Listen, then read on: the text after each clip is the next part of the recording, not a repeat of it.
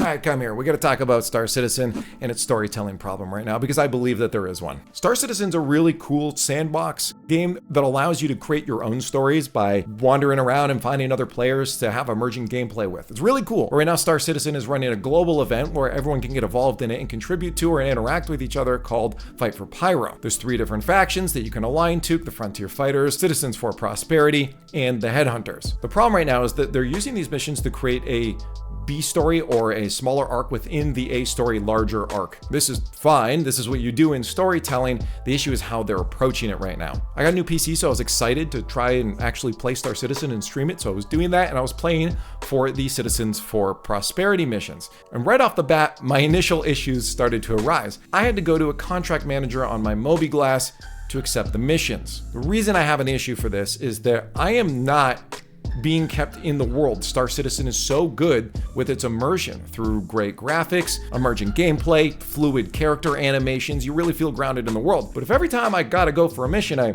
gotta pull up a menu, I'm being drawn out of it a lot. For a game that really loves their diegetic menus and keeping you immersed in the world, I'm gonna go to my MobiGlass every single time that I wanna get a mission that's story-based, and a very big story at that is a bit of a problem. They have mission givers in Star Citizen. There are a few people you could go to get the start of missions. Why they didn't do that here is a bit confusing to me. I get this might just be a test for them to see how this new global event type of situation is going, but at the end of the day, it feels like another chore. Every single time I want to get a bit of extra story, you got to find data pads, which the developers straight up said we may have hid too hard for the players to find. Maybe I hid them a little too well.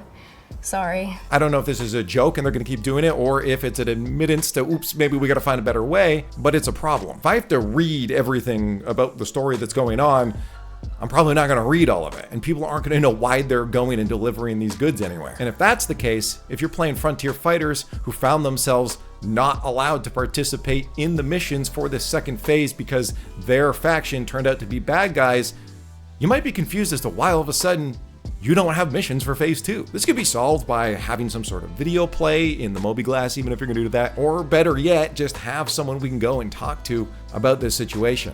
Have someone call me on the intercom system and say, hey, come talk to me, we got stuff to do. I get that takes a whole extra group of people, mocap and writers and all that, but if you're gonna make a story this big, I feel like you gotta do it right. One thing it does do well is bring players into the similar play space and showcase that there are a variety of different ways to accomplish your goals. For instance, I have to bring a bunch of specific materials around the verse through cargo hauling. Once I complete that, I get a reward. This is grinding, but it allows me to interact with other players as I go and try to buy the materials where pirates might be hanging out.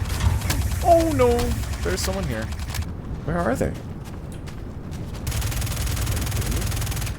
Or I go and mine some rocks to get the materials, or salvage where, again, pirates might be hanging out. But you see what I'm saying? It's forcing players into specific areas where you get that emergent gameplay interaction. Back to problems, though, is the time-limited nature of it. Time-limited events are not a problem. In fact, I want to not be able to do everything in the game. I would love to hear stories of other people saying this crazy stuff that happened in another star system that I just couldn't get to because I was dealing with something else at the time in the game. Being able to share those stories with each other is what I think is going to make Star Citizen excel. The problem is that interacting with these events doesn't affect the narrative in any way. I believe that for something to be truly immersive in storytelling, the world needs to be reactive to you. You see this in single player games all the time where your choices, like in Baldur's Gate, change the outcome going forward. Obviously, that's a little bit harder in an MMO when there are so many different players making so many different choices. How do you make a cohesive end piece to that story make sense? But you absolutely can. An event like this, where 3 separate factions could all contribute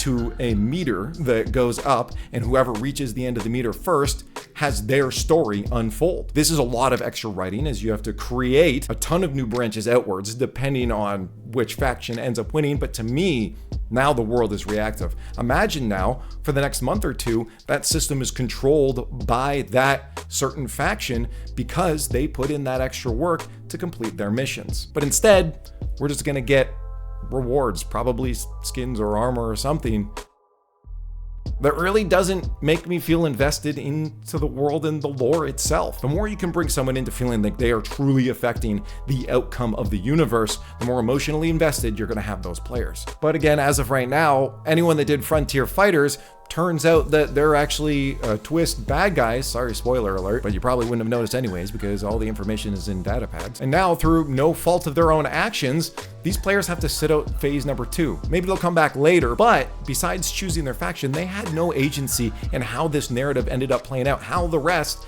of this larger arc goes. I think really what I want out of this is for these global events not just to culminate in getting a cool reward, but to actually impact the world and narrative around me, how the universe feels in certain spaces based off the actions of the players in there. You need a more direct approach to the player learning the story. Rather than data pads, these should just be supplementary to the story, not the main driving force behind it. And another indicator that there is a problem is that their Inside Star Citizen episodes are just the story at this point. We're not learning anything new about the development. They're having to deliver the story in a YouTube video that a lot of players might not end up watching. I think that alone indicates that there might be a problem with how you're presenting this information to the players in the game. Again, my tone comes off a little bit stern here, but I just see so much great potential that is falling just short because I think the perspective of what these global events should be is not quite there yet. While I get the game is an alpha and the fact that they're doing global events at this scale is already cool and the game isn't out yet and maybe we'll get better stuff later on, but still, if you're gonna do it, let's try to do it on the right foot now. Because if we set the precedent here that all of these global events are just to unlock cool stuff, I can tell you right now that my interest is going to heavily decline in any bespoke content that CIG starts to create in the future. I'm going to focus purely on creating my own stories in the verse, which is great that that option is there, but that's not what you want as a developer. You want people engaging. So let me know if you agree with this. Maybe you think I'm just a grumpy old man, but I see so much potential and I want them to be able to build off this amazing foundation they have. Thanks for watching. If you disagree, leave a comment below. I'd love to have discussion down there afterwards. If you like what you saw here, why don't you hit subscribe and like, or go over to my main channel and watch some of those videos. Thanks for tuning in, and we'll see you in the next one.